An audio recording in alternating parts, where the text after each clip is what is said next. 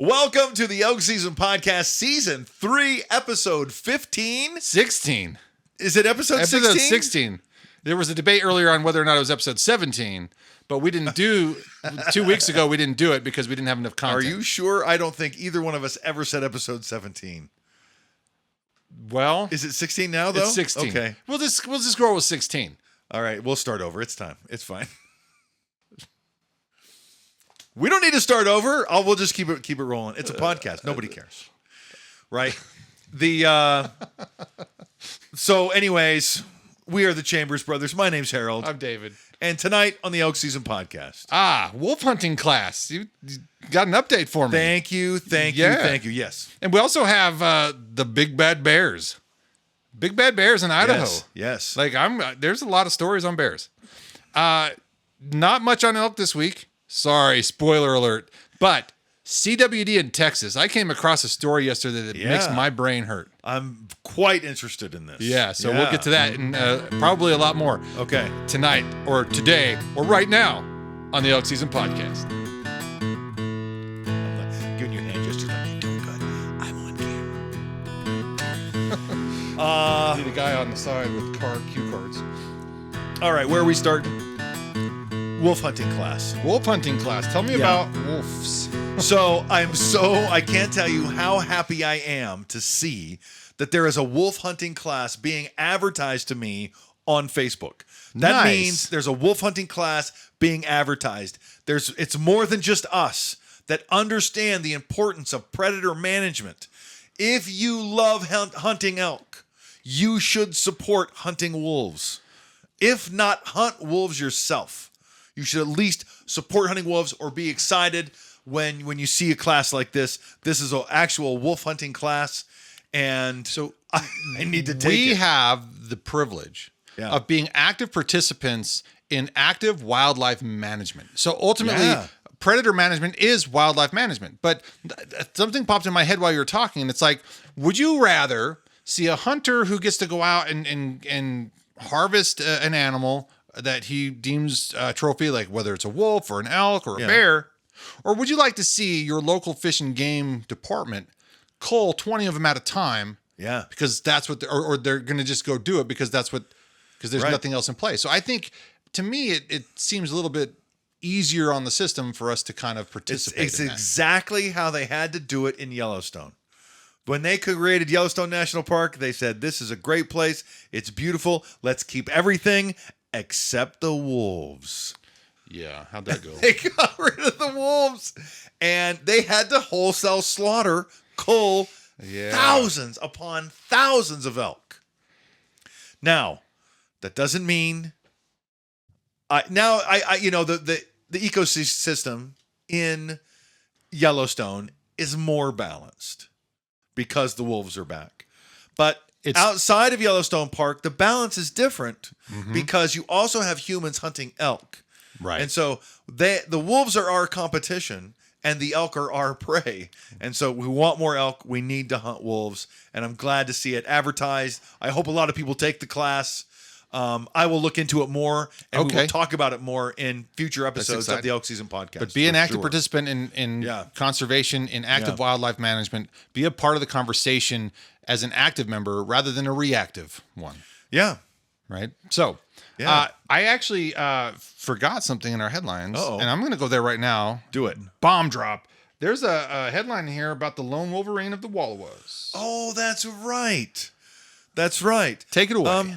I just saw, we had reported here on the Elk Season Podcast that there have been sightings of wolverines in Washington and Oregon. Yes. And so this is another one. This isn't just a sighting. This is a documentary. Okay. Right? This is a produced film on, I don't know, the return, the finding, the discovery of new wolverines. Okay. In the lower 48. So it's just very rare. A wolverine sighting is very rare. And you get out on the East Coast in Oregon or Washington, there's somebody's going to make a film about it. Yeah. To be fair. Some collegiate understudy trying to get a grade in the class, but they usually do pretty good. Oh, I love, yeah. That's why I watch Oregon Field Guide. Yeah. I'm joking, obviously. I don't know if they actually they have hosts and things in a budget, but I swear some of the times they're always talking to so and so from such and such, like University of Oregon, University of Eugene, Oregon State. You know as well as I do, colleges are incredible community resources. Yes, they are. There's if you want to do anything, you can involve a college class. Yeah. I want to start a business. I want to fix a sidewalk. I mean, anything. You probably find a college class like, well, I'll do that as a project. Yeah. Yeah. Exactly. So it's cool. You just have to be on their timetable. That's no big deal. I know. Yeah. There is that one stipulation. Yeah. And this, never mind. Okay. So let's segue to bears.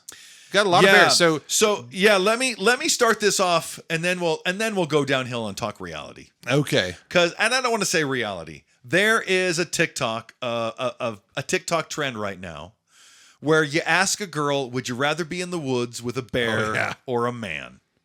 Okay, have you seen that? I have not, but I think you've mentioned this to me. I've talked about it, and the answer is obvious, right? And right, obviously, it's supposed to be I'd rather be with a bear. Yeah. Right? Men are dangerous, right? They're predators.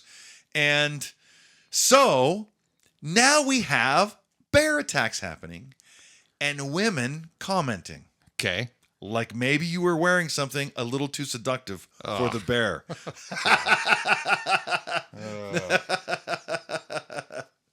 Okay. Look. and it drives the point home. Yeah. It drives the point home, that's all. But I'm not a guy who reads the comments, right? I very rarely go to the comments. It does happen, but it's pretty rare. But this one, this is just one of those TikToks where somebody was attacked by a bear and the comment section took over and it was more popular than the post itself. That's funny. Anyways, That was all to that. Well, someone was attacked by a bear, and we'll talk about that. I bought a hat, and I should have brought it to the podcast. I bought a hat in California because I went on vacation last week. Yeah. And on my hat, it says California, but it has a leather button. Yeah. Of a grizzly bear. Yeah, it does. Yeah. Yeah, it does. And you probably saw it in some of the pictures I showed you from my trip, but it's a really cool hat. But we have been talking about grizzly bears since the dawn of this podcast. Yeah. We've talked about wanting to see grizzly bears expand their numbers, expand their territories, repopulate the woods they once lived. Yeah. A good, healthy ecosystem requires having all the animals that once inhabited that. And so being active managers, we need to allow for this expansion, but that comes at a cost. Grizzly in the driveway, right? Right. So, but the thing is, here in Idaho, when we've talked about it, because the places that we like to venture out, and so I will throw elk into this podcast where we elk hunt. Yeah, we don't anticipate seeing elk there in the next couple of years, but based on some of the data we've seen in the last, grizzly, we've seen bears, black bears, plenty of them. Yeah, but grizzly bears, based on the data that we've seen come through with some sightings here in Idaho, I wouldn't be surprised if it's within the next 5 to 7 years that one might meander into our zone, depending on circumstances. With a slow growth rate, growth is slow, but then again, growth is proportional to total population, and so with a bigger population every single spring, then every subsequent spring it's going to be even bigger. It becomes a little bit more. What's the term statistically where it's exponential? Right. So that the growth is slow, but then it hits a spike. Right. And that spike pushes the animals to have to find those resources. So we could be on the cusp of a spike. Yeah. Because the first sighting that I saw happened to be, and I think you've picked up on the same one, a bear in Salmon, Idaho. A grizzly bear in Salmon, Idaho. Right. Now, salmon is that the Lemma range, if I'm not mistaken? Okay. I believe so. The Lemma range that runs from the border of Montana, runs the border of Idaho and Montana, all the way to Monida, if I'm not mistaken. To the Montana-Idaho border where it crosses I-15. Yeah. Yeah. And a lot of that is on the Continental Divide. Yes, exactly. So, according to Grizzly in the Driveway, and I know we've talked about this previously, in order for the grizzly bear population needs to become one population. Right now we have two ecosystems. We have the greater Yellowstone ecosystem and we have the Northern Rocky ecosystem. And we need these two to come together. And in a video that was produced, I think like PBS or something, they're only 27 miles away from each other. Yeah. Right? They're really close. But according to a very in-depth, well-researched book, The Grizzly in the Driveway, they're not going to go that way. Because it's not there's a danger. There's some dangerous cliffs. There's a dangerous highway. They just aren't. Yeah. They're going to go east and they're going to go west, and they're going to go west until they get into Idaho where there's plenty, and then they're going to move south. And which way are they going to go out of Yellowstone? So they're going to go every direction out of Yellowstone. In fact, south. I would expect to see grizzly bears in Utah before I would expect to see these two populations combine, but not by much. And I expect to see both in the next 5 to 10 years. Yeah. So, but as according to and what they did was they took data from bears with that had collars on. Yeah. And just studied how they traveled. And what they avoided, what they went close to. And based on that data, they said, this is how grizzly bears are going to expand. Mm-hmm. And so I don't know how long the Lemhi range is. It's a couple hundred miles maybe. But the thing is, the data that we've seen about bears and how some of them meander and wander. Yes. It's inevitable. Yes. Oh yeah, indeed. So seeing bears in salmon, and then the second sighting, west of Du Bois. Yes. Yeah, in the Lemhi range. Yeah, both in the Lemhi range. It could be the same bear, possibly based on that the wandering, but I didn't get that sense from the articles. I wouldn't get that sense either. I think these two ecosystems are still separated. Yeah. And that Lemhi range is 200-300 miles long. Yeah. It's 150-200 miles. It's a spread. I haven't measured it. But it's a good range of mountains.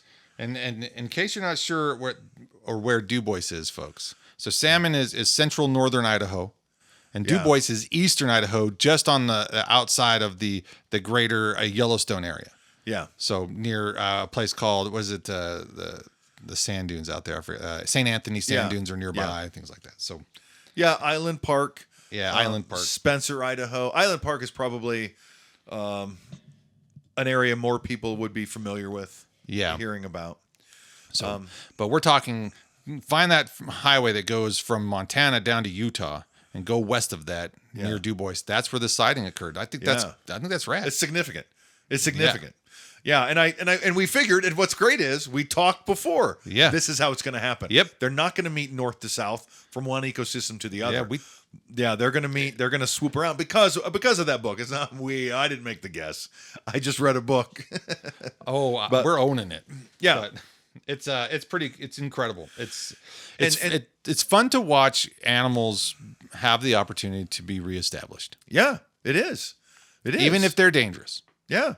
But that helps empower us to be more mindful and bearer aware. I can't wait until there are grizzly bears where I hunt elk.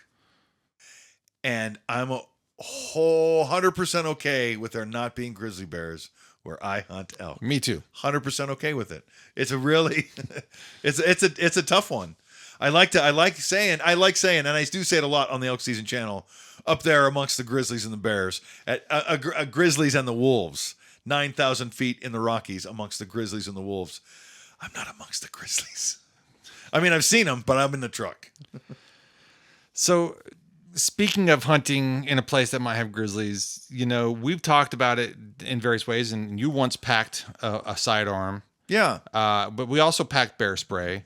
But the data, even though we don't have our own personal data, the data from studies tends to indicate strongly pepper spray is where it's at. Yes, indeed. You can miss with a bullet, but the pepper spray is pretty good. In fact, it can be so good that if you just have it on your person and you don't have a chance to get to it, and the bear comes down on you, right? Yeah. You could get lucky. You can get lucky. Really, really lucky. Like this person in Teton recently. So just a couple weeks ago, hiker in Teton had pepper spray but didn't get to it. But the bear came down on it, pepper sprayed himself. Yeah, he bit into it, And as it released the pressure inside, the bear's gone. The bear's gone. Yeah. Now, I also read a book, I think it was Wild Rescues or something, or Death in Yellowstone. I don't know. I read a lot of books.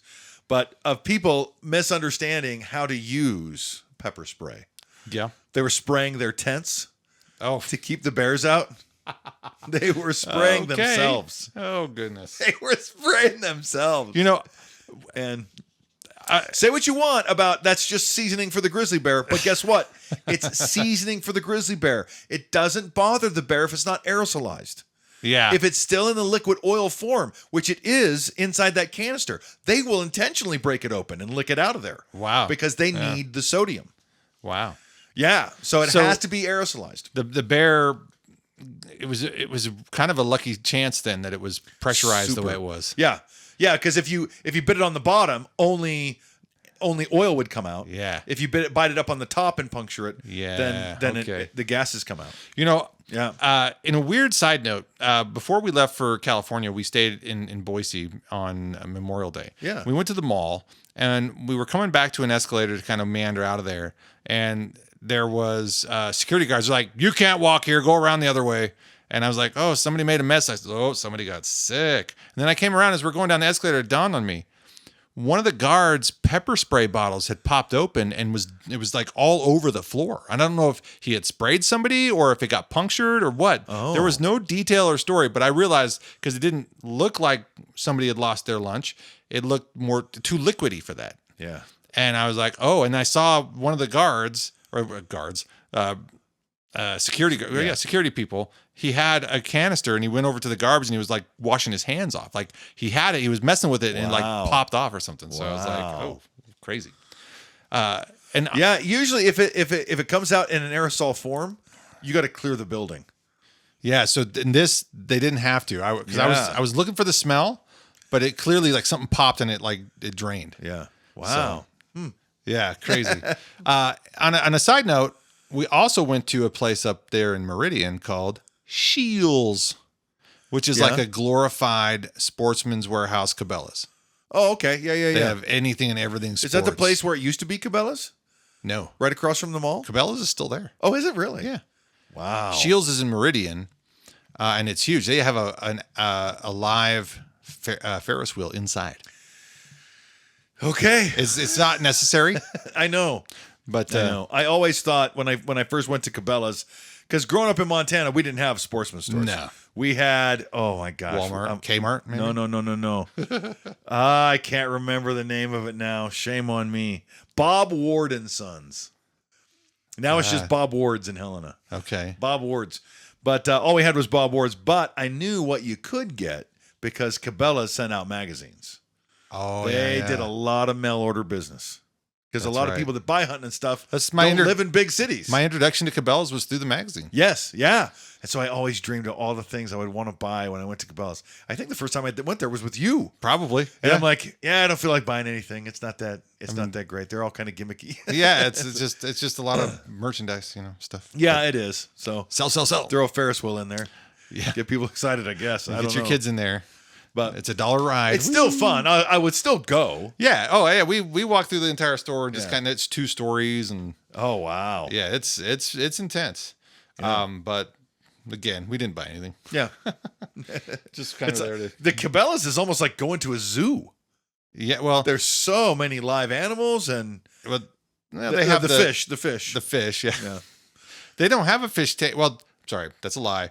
Shields does have a fish tank aquarium, but it's as you walk in and it's all encased in glass. So it's like if you ever watch that show Tanked, they build a big fish tank. Yeah. It's a lot. It's like one of those, but it has like sea fish in it versus like natural indigenous freshwater. Yeah. Fish, okay. So, but they do have the mountain with all the animals and stuff on it. Yeah. So. But okay, so fun. Okay. Last story of the day. Sorry to get on that wild tangent there, but CWD in Texas. Okay. Hit me with this. So some backdrop here. I read the whole article. I'm going to give you the synopsis. We've been following chronic wasting disease a little bit, but it's been picking up here on the Elk Season Podcast in the past 4 or 5 months or so. This is a unique case. Okay. I want to hear about it. This was related to whitetail deer breeders. Oh, okay. Because whitetail aren't indigenous to Texas. Texas. Of course they aren't. And so, but there are breeders out there. Of course there are. And they have herds. Yeah. And in these herds, they have chronic wasting disease. Okay. And so the Texas, I forget what they're called. The Montana Department of Fish, Wildlife, and Parks of Texas? Yes. Thank you. Thank you. You're welcome.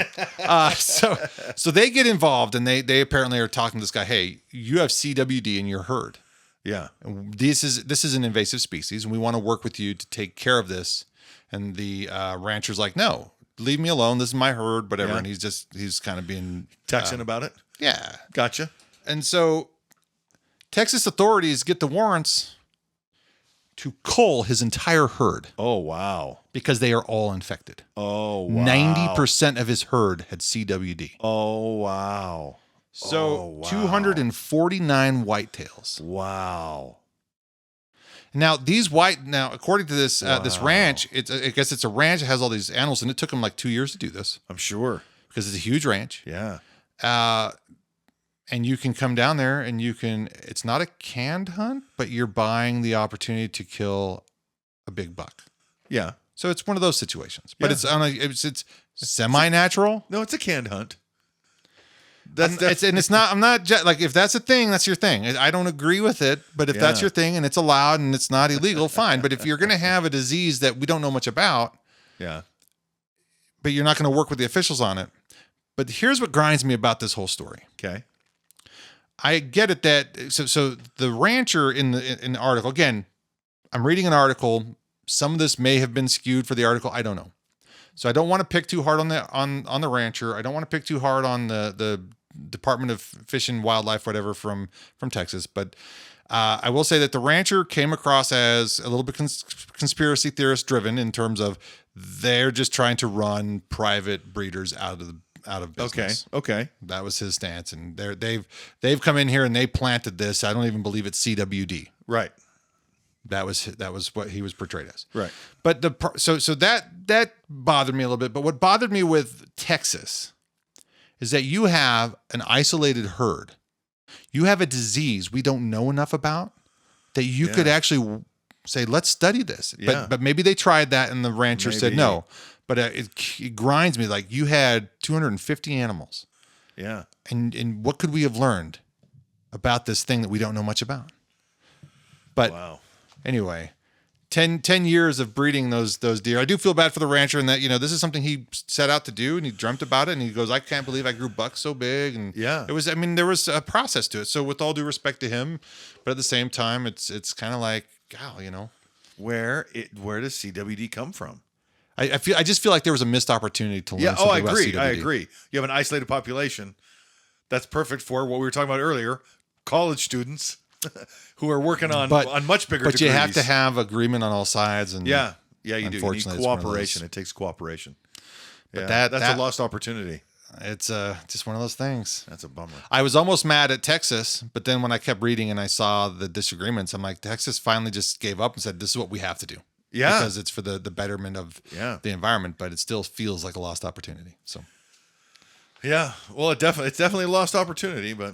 Well, leave it on a downer this week. Yeah, we don't have anything else. You know what? I think not next week.